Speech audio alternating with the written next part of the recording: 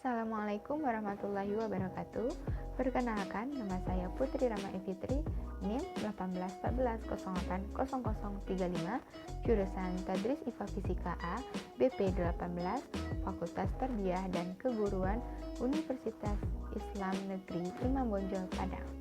Baiklah, saya akan menjelaskan sebuah video sebagai tugas ujian akhir semester saya dengan mata kuliah Metodologi Penelitian dengan dosen pengampu Dr. Milyasari, SPD, MPD, MSI. Hasil penelitian. Hasil penelitian adalah proses pengaturan dan pengelompokan secara baik tentang informasi suatu kegiatan berdasarkan fakta melalui usaha pikiran peneliti dalam mengolah dan menganalisa objek atau topik penelitian secara sistematis dan objektif untuk memecahkan suatu permasalahan atau mengkaji suatu hipotesis sehingga terbentuk prinsip-prinsip umum atau teori. Informasi hasil penelitian. Yang pertama, data yang sesuai dengan pertanyaan penelitian utama. Yang kedua, analisa kontekstual dari data tersebut yang dijelaskan artinya dalam bentuk kalimat. Yang ketiga, laporkan pengumpulan data rekrumen dan atau partisipan. Yang keempat, temukan sekunder atau hasil sekunder analisis sub kelompok dan lain-lain. Yang terakhir, data yang disajikan dalam tabel grafik, dan gambar lain dapat ditempatkan antara teks penelitian atau di halaman terpisah. Analisis hasil penelitian. Prosedur kerja suatu penelitian ilmiah memadukan dua logika deduktif dan induktif. Logika deduktif berkaitan dengan proses merumuskan hipotesis berdasarkan kerangka berpikir tertentu sebagai hasil dan sintetis sejumlah konsep dan teori yang relevan. Logika induktif berhubungan dengan proses penarikan kesimpulan guna menguji hipotesis berdasarkan data lapangan yang diperoleh. Dengan kata lain, dapat dikemukakan bahwa logika deduktif berkaitan dengan pembenaran teoritis berdasarkan rasionalitas, sedangkan logika induktif berhubungan dengan pembenaran empiris berdasarkan data. Pembahasan hasil penelitian. Yang pertama yaitu eksperimen. Penelitian yang dilakukan untuk mengetahui akibat yang ditimbulkan dari suatu perlakuan yang diberikan secara sengaja oleh peneliti. Yang kedua yaitu deskriptif. Penelitian yang berusaha menggambarkan dan menginterpretasikan objek sesuai dengan apa adanya. Penelitian memungkinkan untuk melakukan hubungan antar variabel menguji hipotesis. Yang ketiga, korelasi. Menggambarkan suatu pendekatan umum untuk penelitian yang memfokuskan pada penaksiran pada kovariasi di antara variabel yang muncul alami. Yang keempat, R&D yaitu pengembangan untuk menghasilkan perangkat pembelajaran, adanya masalah terkait dengan perangkat pembelajaran yang kurang tepat. Dan yang kelima yaitu PTK, penelitian sebagai observer dan berkolaborasi dengan guru sebagai pengajar dalam penelitian. Mengemukakan analisis dan ulasan terhadap hasil penelitian yang diarahkan untuk mendapatkan kesimpulan guna memenuhi tujuan penelitian.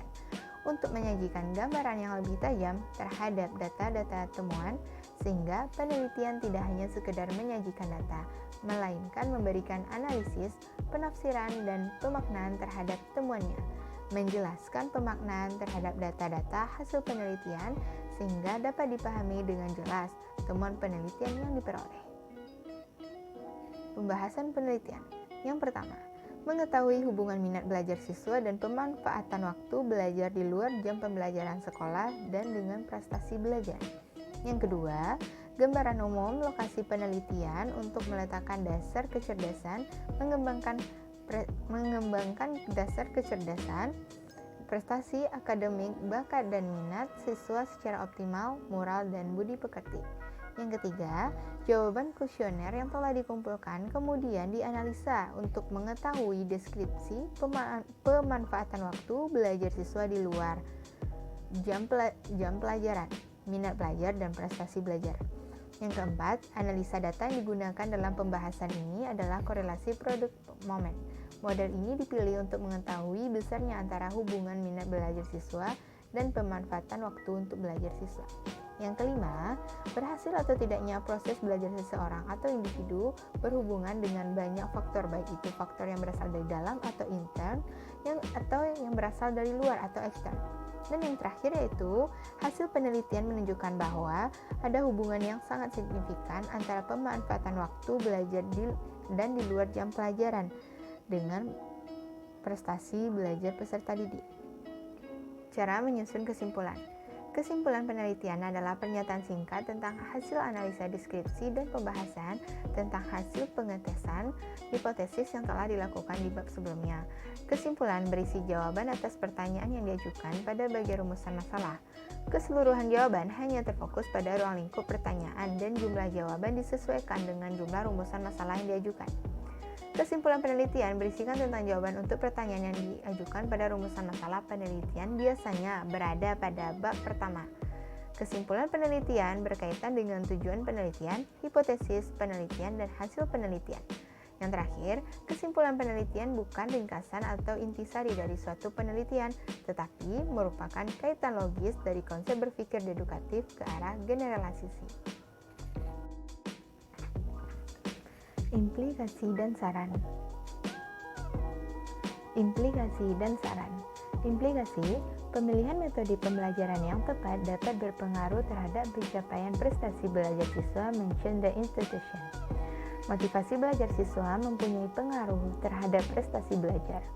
Interaksi, adanya kerjasama antara siswa, guru, dengan mencapai solusi terbaik dalam proses belajar matematika untuk meningkatkan prestasi belajar.